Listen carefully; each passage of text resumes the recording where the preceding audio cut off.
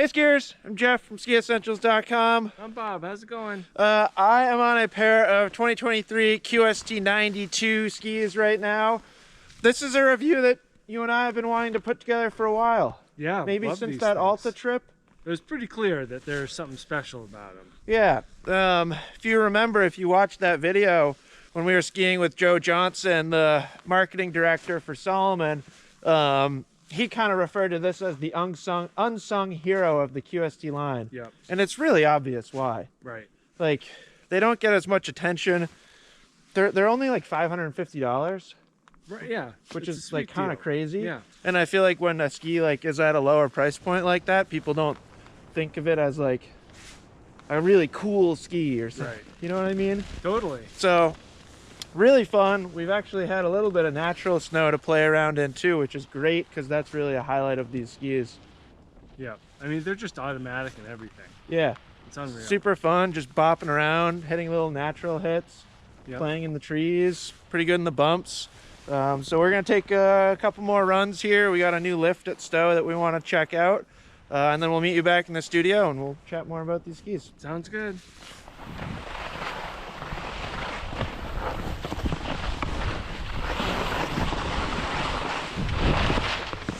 270.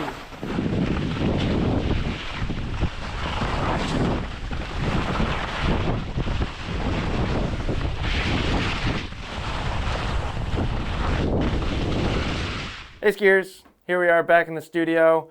Bob, I don't know about you, but I had a lot of fun getting back on these skis. This has been a pretty consistent theme for this year, kind of going with our more conditions appropriate skis and us both just really enjoying what we've been on. Yeah, and I thought it was really cool because we thought about doing these and I was like, no, let's hold off. Yeah. We need to have some fresh snow. Yeah. Like, I don't want to just take those out on a groomer day. Right. Not to take away from their groomer capabilities, but it's not like a Super Shape or a Montero where like that's more the focus. Yeah. So I like that we got some fresh snow. You'll see a little bit of footage of that later in the video. We brought the previous QST 92 up here because we can do a little bit of comparison. We had a couple questions recently asking us to kind of describe the differences between them. So just about as perfect of an opportunity as you can ask for. I mean, literally 2 minutes ago, just on the other side of the wall, someone was asking what the differences were. So, talk about turnaround time. Yeah, I know, we're there for you. Real time. So before we get into performance and comparing to this, Bob, do you want to kind of take us through construction of these new skis? Sure. Like we've seen in QST before, we're focusing on an all poplar wood core. So nice blend of energy and stability going on there. They also add their CFX, their carbon and flax material. This is just kind of the graphic of it, but generally what they're doing is they're weaving carbon and flax fibers into the fiberglass laminate, and that's adding stiffness to the ski as well as damping properties. One of the differences construction-wise between this and the older one is the addition of these double sidewall technology. So basically they're just beefing up the center portion of the ski underfoot just with a thicker, like a more dense sidewall material. So it acts as kind of that, stabilizing grippy layer underfoot. Yep. And, that's pretty much it. It's sophisticated in its simplicity. Yep. Really, the CFX is the big driver here of performance. And then, what we've talked about before, like, I don't know what it is about these, but it feels like they grip really well underfoot. It's the double sidewall. It's 100% that double sidewall. So you can really feel it when you're just rolling on edge. It feels super solid and stable right underfoot. Well, and it's funny, too. I couldn't help but think, like, I think this is a pretty good example of how impressive that is, at least to both of us. Yep. When you look at this ski, it doesn't look like something that will like feel very strong underfoot. And this is like the fourth time that we've had the same reaction. Like started with blank and QST 98. Yep. And it was kind of like, whoa, how does that shape actually like feel pretty strong underfoot? Like the effective edge is like half the ski. Sure. And then it happened again last year with 106. And now it's the fourth time that we're having this conversation of, boy, look at this short effective edge, and the ski still feels pretty strong. And it's just like, yeah, we shouldn't be surprised anymore. Such a testament of how impressive it is, I think. So yeah, pretty simplistic build, but some cool technology shared with the wider and more expensive QST skis. Yeah. So again, I mentioned it in the intro, but $550, like, yeah, kind of feels like a steal for these skis, especially as we're starting to see prices across the ski industry just kind of bump up a couple notches. right. And when we're on like $1,400 Stokelys, Totally. and then going to a $550 ski, Right. like when people are like, are they 3 times as good? Like, no. Right. I always like that Yeah. conversation. Like, did I have 3 times as much fun on a Right. ski that's $1,500? Like, absolutely not. Right. So, yeah, talk about like value. If you're Right. if you're really looking at like fun per dollar, Yeah. it's about as good as it gets. No, I agree. That's a great point. Now, I think that's probably a good time to bring up this QST 92 from past years. That double sidewall is one of the big differences there. Yeah. So this ski just had kind of the more traditional single consistent sidewall throughout, but then shape is a big difference too. And Bob, maybe I'll hand these to you. And I always like to think about it this way, because they increased the rocker in that ski and increased the early taper, they kind of had to do something to strengthen it. And again, this is like, I feel like I'm just an echo of myself, because I remember saying the exact same thing about the QST 98. Yep. But it's true. You know, if you look at this ski, it's still, among skis this narrow, that's still a decent amount of rocker, but it's nothing like that. No. Especially in the tail. Especially in the tail. It's like a huge difference. Yeah, the length of rocker is pretty substantially different, as is in the tip. Totally. And So- then nice camber underfoot too. Yeah, so really cool to see, and I think I was actually just thinking about this before we got in here to film. Is this the narrowest ski with the most freeride influence in the world? Probably, you know, like It's in the conversation, right? Like I think of the DPS, like a Pagoda 90, sure. That would like probably a be 90 it. RP. Yep. Very similar in terms of them really making, they want it to fit to this 15-meter turn radius, at least in the 176. Yep. So they have to shape it accordingly. I think they Right. started with the shape and ended up with a 15-meter, whereas DPS starts with the 15-meter. Right, designed around that 15-meter Correct. turn radius. Yeah. But I think it's a good way to think about it. Yep. Not narrow, but narrower. It's an all-mountain ski, but it's got a lot of freeride influence in its shape, and I think that comes through in its performance as well. Totally. And just, you know, a side note too, this new design, and we've talked about this before, fits better with what QST philosophy is all about, and distances itself from stance. Yes, I think that's important. Stance 90 and QST 92, I think with your 22 over there, we're closer. And Yeah. now they've distanced it with that added taper and the rocker and that shortened turn shape. Yep. So a little bit more into that free ride influence world versus stance. Stance is all mountain, kind of more on trail personality. Totally. I mean, obviously, like, take the Stance 90 and the QST 92. They're obviously both all mountain skis. Yeah. But yeah, I think that's a perfect way to think about it. Like, Stance is more for that aggressive on trail, likes to go fast Yeah. skier. This is more for the playful, I like to jump off things and ski moguls and trees skier. Yep. So pretty perfect opportunity to transition to performance. You can start with groomers, even though that's not really their highlight. I think they're really fun. I think that 15-meter turn radius helps a ton. What I find on this ski is you need to stay fairly centered. Yeah. Like if you're carving, if you want to get it to carve, you have to stay fairly centered, and you can't expect too much out of it. Yeah. There's like a happy sweet spot, happy medium there for speed and edge angle and like everything that you're asking the ski to do. There were a couple moments skiing it where especially my outside foot just like kept wandering, and I was like, oh, like that feels weird. Yeah. But it's not the intention of the ski. And I had come off like a Super Shape or a Montero or something like that, so it was a little bit of like adapting to the ski.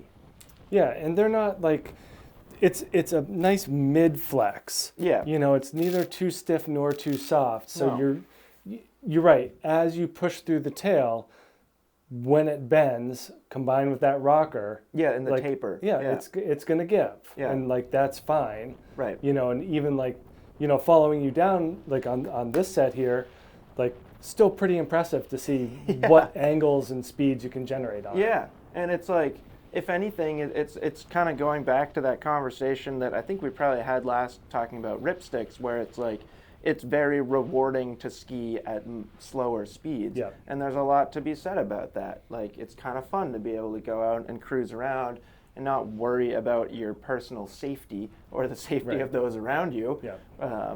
but still get that like fulfilling, fun experience. The lower north slope, like below crossover, Right. pretty mellow, you know, Right. intermediate terrain, nice and wide. If a ski can make that fun, Right. that's a successful thing. Yeah, I think And so too. I found that to be true for this and the ripstick for sure. Yep. Where it's like, oh great, I can just stand on the middle of my feet and just make nice fun turns. Right. Now, I think, like, sticking with groomers, they make short turns Yeah. really well. Yeah. So, like, carving, yeah, they're not the best, but, like, they can do it, and it's fun, and, like, it satisfies my 95% of my desires Yeah. for a carving ski most of the time. Because most of the time when I'm out there, I just like having fun. Right. And they can do that just fine. Those little rhythmic side of the trail skidded turns, they're great. Yeah, that's where it's at, and that's where like the 90% of people are turn shapes they're creating. Right. You know, Exactly. like there's so many more people that are making that turn shape than a woods line to woods line carve. Right. So that's where these things really just stand out. Yeah. No, they're really good. Like, I put this in the written portion of the review. Like, I often, like, don't think I'm very good at short turns like that. And it's a lot of it is just like I compare myself to you and your mogul style and like your super quick pull plants. And Yeah, you got to pull plant I know you fast. always say that, but it doesn't work for me as well as it does for you. But these skis give me, I don't know if confidence is the right word, but a lot more like comfort when making shorter turns like that. And I'm like, oh, this is easy. And I think if I'm feeling that way, I think that would translate through to just about anybody that skis it, whether you're just learning how to make kind of parallel skidded turns like that, or whether you're somebody like me and like that's not necessarily your background. Like, I think that's a really nice feature and a benefit for a ton of skiers. Yeah, and kind of like I said in the intro, like it's just automatic. Like whatever you want it to do, it does. Like it's very accommodating to your input. Accommodating is a great word. Yeah. It's never complaining. No. I guess like it would be complaining at like 60 miles an hour. Right. That would kind of be that's where it would start to be like, whoa. Yeah, but that's such an outlier. It's such a minute amount of anyone's time on skis. Right. And then you can go by, if that's how you ski, or if you're that wall-to-wall carve type skier, you can go by a stance. Right. Because chances are you're fine with giving up some quickness. Yep. And now that short turn ability, the way that it feels really, really good at that, that's really what carries over to the off-piste performance too. Yep. Which is perhaps the highlight of this ski. Totally. And we saw that last year in Alta. I was blown away. Just the little playing that we did here, with this recent snow. I mean, Alta was very telling for me, because when I think of Alta, I don't think of a ski that's 92 underfoot. Right. And I was almost reluctant to like get off the QST 106 or some other wider skis and get onto this, but Joe was pretty adamant, like, no, like you should try this. It's going to be super fun, and it's really good. I mean, if it had been like 70 inches in a week like they just got, like, no, I would have said no.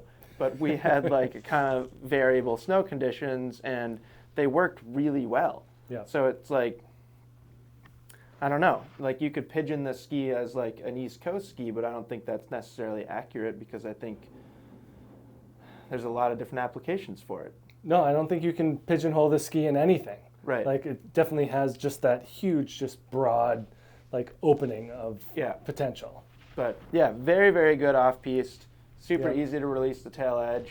This rocker profile is awesome. This like again, I've talked about this with other QSTs, but the tiny little like extra curve at the end, I actually think does a lot to help keep the tips planing.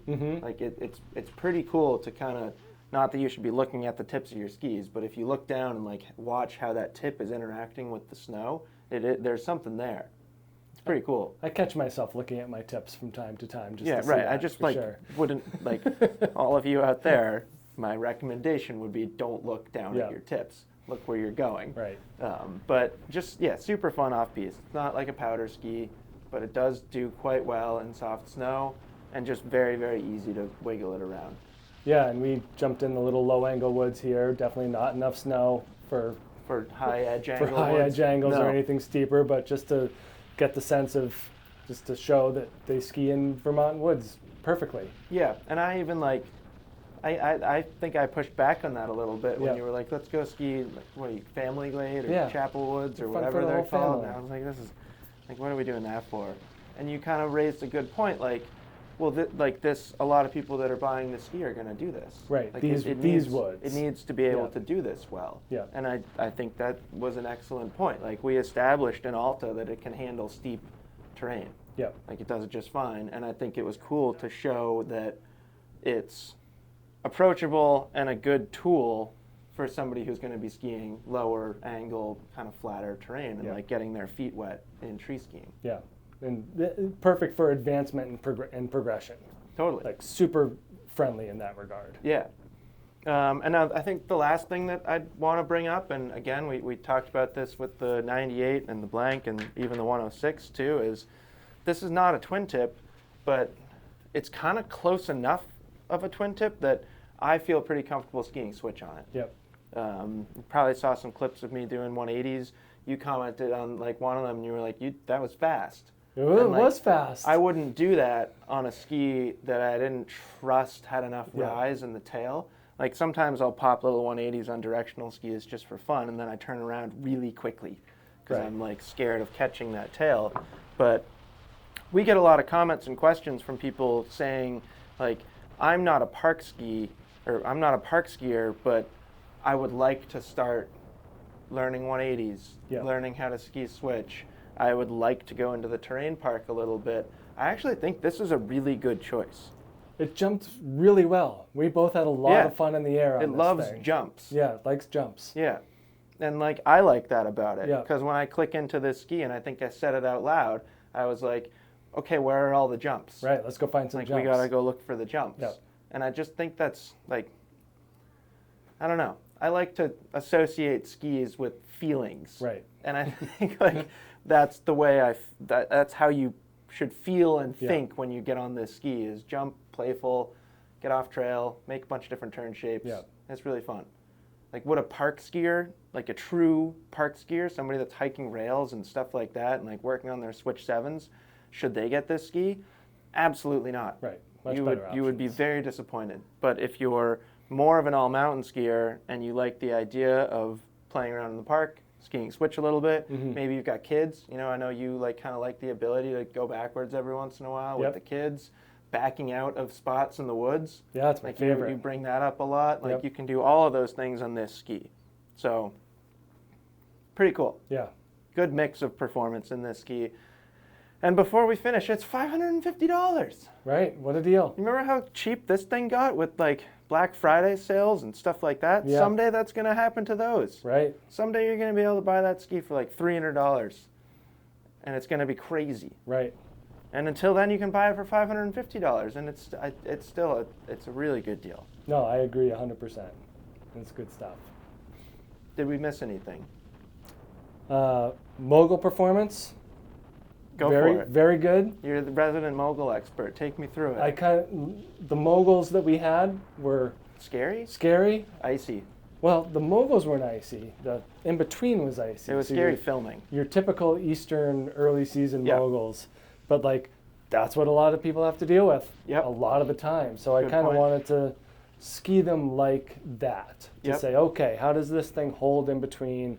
How does it hit? You know, if you're going to drive your tips, how does it swivel? How does it do these things? And like, definitely passing grades with flying colors in all of those scenarios. Are we talking like A scores? Yes. Really? Mostly A to A minus. For Mogul For Performance? Mogul Performance, I would say. pretty Very strong. good. Just super swivelly and easy to maneuver. Should we start grading skis more often? Slippery slope, Jeff. But I did enjoy them, and Yeah. those were not easy. No. Yeah. So easy to use in bumps, I would say. And then this was the 176. I wanted to touch on length a little bit too. Yeah, that's important. This goes up to a 184, which I would get for myself, and I've never skied the 184, Right. but really had a nice time on this, and kind of was surprising in the way that last year skied on a Core 99 and a 177, and was like, well, this was just awesome. Like, Yep. yeah, I'll get the longer one, but I have no bad things to say about this size. Yep. And this comes right on the heels of Ripstick 88, where I'm like, The other way. no, I'm not skiing that in a 180. Right. This is a different thing in terms of its sturdiness and stability Yep. than a Ripstick. And it doesn't mean that that's better or worse. It's just a difference, and that you're able to ski this in shorter lengths really kind of reinforced the notion that you don't have to size up if you're in the middle. Which is like somewhat counterintuitive with this ski. And this, even with the 98, which was really strange to think that this and just the wider counterpart kind of have two different philosophies. Right. Because it's 183 in the Right. QST 98. Which was felt super short for me. Right, and I always landed on that as the length for me. Yeah. Where, for whatever reason, skiing the 92, that 176 feels just fine. Yeah. And it kind of maximizes its playfulness and quickness and stuff like that, Yeah. where not once when I was skiing those did I think, boy, I wish I had the 184. No, 100% I agree. I never thought that this was too short. It looked short when you were skiing. I know, it looks silly on my feet, but it didn't feel that way. No, and skiing. it's a valuable and interesting Yeah. test too. So, and a good thing to point out is we might tell you to size up on a QST 98, but we Right. won't on a QST 92, and that's kind of confusing, but that's how we perceived them. Right. That's how they felt. Yeah, I can't say that I didn't feel that way. Yeah. So So that's it. I think we covered everything with Mogul. We added on moguls and lengths. moguls there. and length, that's what I wanted to talk about. But other than that, just perfectly happy to ski on these Yeah, things. just a great ski. Yep. Don't really have anything bad to say about it. It's one of those skis that I probably use this phrase too much, but it's not chasing superlatives. Right. It's just a well-rounded, fun ski. Yep. Does everything pretty darn good. Lets you do just about anything. Yeah. No, it's awesome. Yep. So that's the QST 92. Those are the changes from the past years. Love the new ski. I think Salomon really has, I'm thinking back to what were they, Quest? Yeah. Before they were QST. They've gone through a lot of changes. There've been multiple versions of them through the years, and it's really hard for me to not think that these are the best by far, and that the collection now is truly representative of what it should be. They've dialed it in and kind of Yeah. found their spot both in their lineup and within the ski industry. Yeah, I agree. So good stuff. Yeah. So let us know if you have any questions about these QST 92s. Super fun. Probably try and ski them a couple more times this season. Yeah, I'd love to try that 184 and see if there's such a big difference, but Yep. that's it. So let us know if you have any questions, and we'll see you out there on the slopes. Bye.